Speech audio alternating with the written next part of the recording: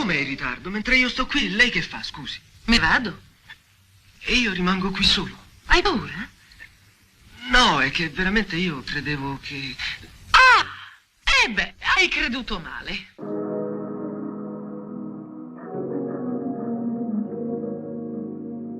Bentornati in soffitta.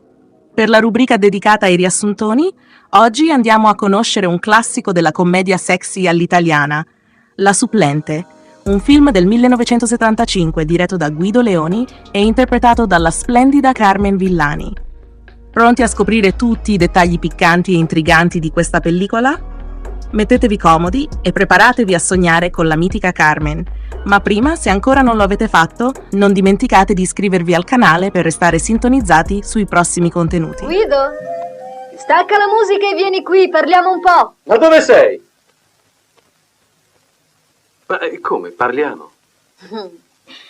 Sì, parliamo. La trama di La supplente è un mix perfetto di seduzione, intrighi e ironia.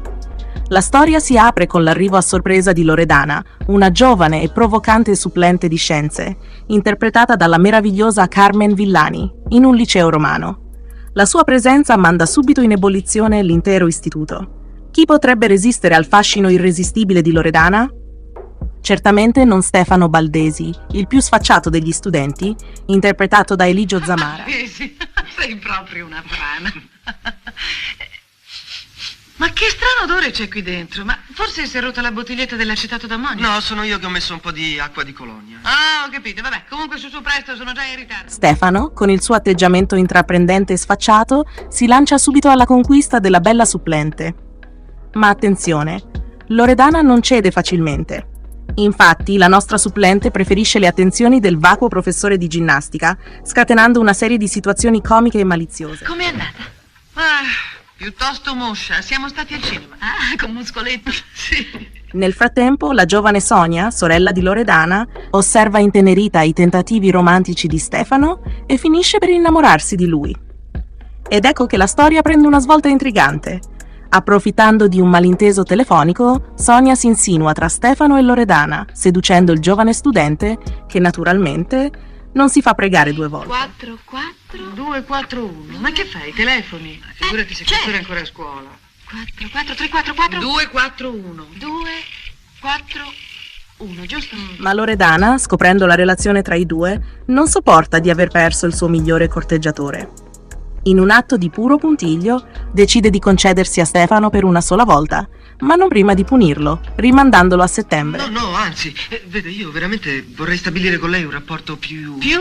Come, Stefano? Beh, meno... Meno? Meno più... le chiavi a chi le lascio? Lasciale al bidello. L'estate si trasforma così in un periodo di allegria e complicità. Sonia e Stefano diventano una coppia, mentre Stefano prende ripetizioni da Loredana. E come se non bastasse, Loredana si diverte con il nuovo muscoloso supplente di ginnastica. Un intrigo di relazioni e situazioni che rende la trama piccante e divertente. Sciocchezze, ormai sono le 11, sarà già andato a casa, no? No? Ma sono tutti Il matti. film nasce dalla penna di Guido Leoni, che insieme al figlio Sandro scrisse la sceneggiatura nel 1972. La parte ottenuta da Dale Haddon era inizialmente destinata a Sabina Ciuffini e a Elisabetta Viviani, che rifiutarono a causa delle scene di nudo. Le riprese si sono svolte tra il liceo classico Ennio Quirino Visconti per gli esterni e il Museo Civico di Zoologia di Roma per gli interni. Come molti film del genere, La supplente non è sfuggito alla censura. La pellicola subì diversi tagli, per un totale di 29 metri e mezzo, voluti dalla Commissione di Revisione Cinematografica. Nonostante i tagli, il film fu vietato ai minori di 18 anni. Le scene di nudo e gli amplessi espliciti tra i protagonisti sono stati i principali bersagli della censura. Distribuito nei cinematografi il 10 ottobre 1965, il film fu sequestrato il giorno successivo a Roma e dal 13 ottobre in tutta Italia ritenuto spettacolo osceno. Solo il 22 gennaio 1976 il Tribunale di Firenze dichiarò il film non osceno, permettendo la proiezione.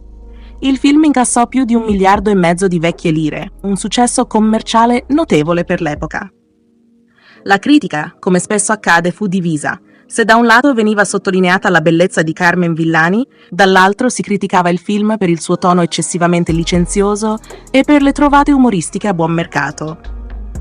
Tuttavia, Carmen Villani fu elogiata per la sua performance, che combinava sensualità e ironia in modo impeccabile. Non sarà una grande mente, ma è riposante.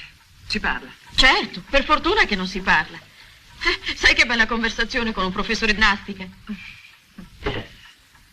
Fragole a quest'ora?